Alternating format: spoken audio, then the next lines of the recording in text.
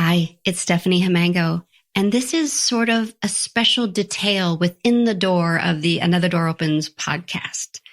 I'm calling some short segments I have for you, Another Door Opens, a reading. And what that is me reading stories that I wrote for my Another Door Opens blog and my Another Door Opens book before the Another Door Opens podcast came to life. So I hope you enjoy today's reading. Another Door Opens, a reading. Where is home? Even the most independent person craves a sense of belonging within a family, a workplace, a community. It's part of the human experience. Seated over a cup of coffee in a cafe on Chicago's South Side, 56-year-old Anita Ong is thinking about country.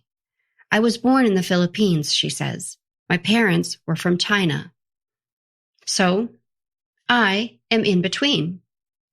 Her words carry a bright tone, but her facial expression reveals resignation. She is taking me through the past as though we are there. In between, because even though Anita was born in the Philippines, she doesn't have birthright citizenship there. Instead, citizenship follows that of one's parents. In the late 1940s, around the time Mao Zedong's Communist Party was declaring victory over the nationalists, Anita's parents left China. Her father first, then her mother. My father went to the Philippines because life was really difficult in his hometown, she said, a small rural area, and my grandparents were really poor. Anita is the seventh of 9 children, all of whom were born in the Philippines. Along with her siblings, young Anita grew up in Laguna and Manila and attended Chinese school. She had to be linguistically nimble. In the morning, we studied English lessons, and in the afternoon, we studied a combination of Mandarin and Fukienese, both Chinese dialects.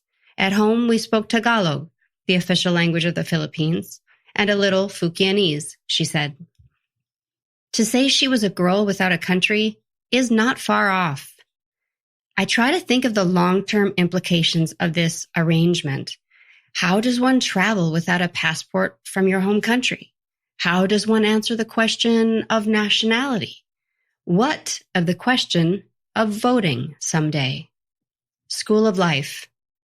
Anita shares accomplishments with humility and brevity. In the Philippines, I ended up in medical school. I finished and I did my residency in pathology, she said. Upon completion, rather than a license and a medical practice, Anita received some bitter medicine. Suddenly, her career path appeared to be a dead end, or perhaps an in-between space. Since Anita was not a citizen of the Philippines, she could not practice medicine there. It was very frustrating because when I was doing my residency, my teachers told me that I was a good pathologist, she said. Anita hints that this was a new kind of praise, a newfound and certain aptitude. Beyond the issues of personal identity and pride, there was a financial question that accompanied the news. How would Anita earn a sufficient living? While staying with her parents, Anita remembers thinking there should be something better for me than this. Her mother agreed and encouraged her to go to the United States. I had been living a very sheltered life. Anita spoke softly now. What would I do in the U.S.? Her sister was living in California, but apart from her, Anita didn't know anyone. I would be on my own, she reflects. It's sort of scary. USA. Anita boarded a plane for Los Angeles, traveling on a Taiwanese passport. If a person like me does not have a passport, you can choose either a PRC, or People's Republic of China passport, or ROC, Republic of China, which is a Taiwan passport, she said. Anita has never lived in either mainland China or Taiwan. She landed in California and visited her sister in Redlands for a few weeks. She remembers those first impressions with vivid detail. There were a lot of citrus trees. I could smell the orange blossoms, and that was wonderful. I thought it was a beautiful place. Everything in America seemed to be bigger, grander and brighter.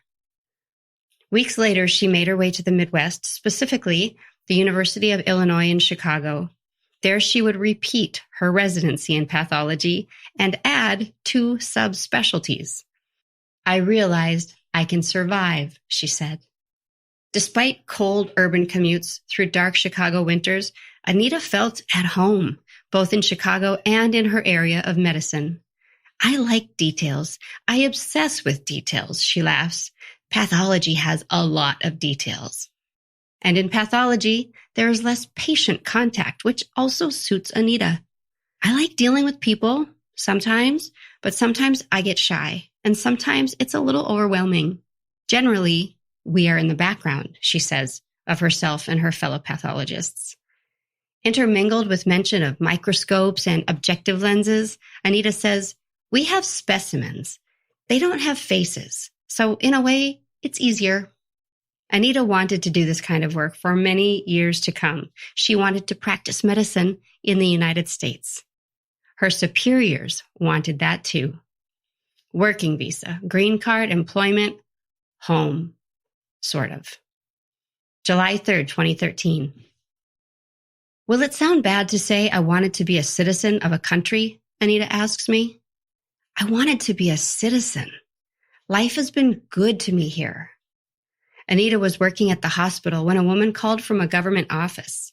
Anita was going to be sworn in as a United States citizen on July 3rd, 2013. They usually don't call people, but this was such short notice.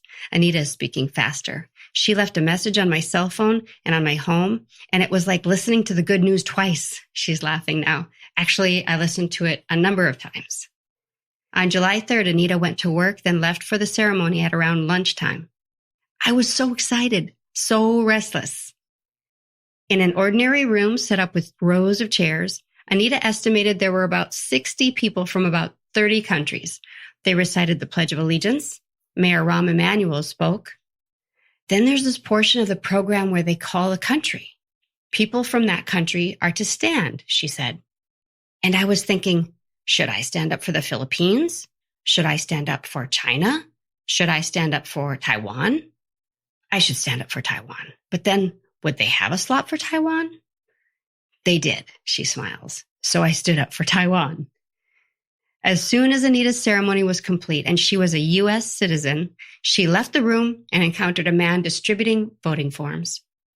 The first thing I did as an American citizen was register to vote. Anita can't contain her excitement. She has never been able to vote in her 56 years of life.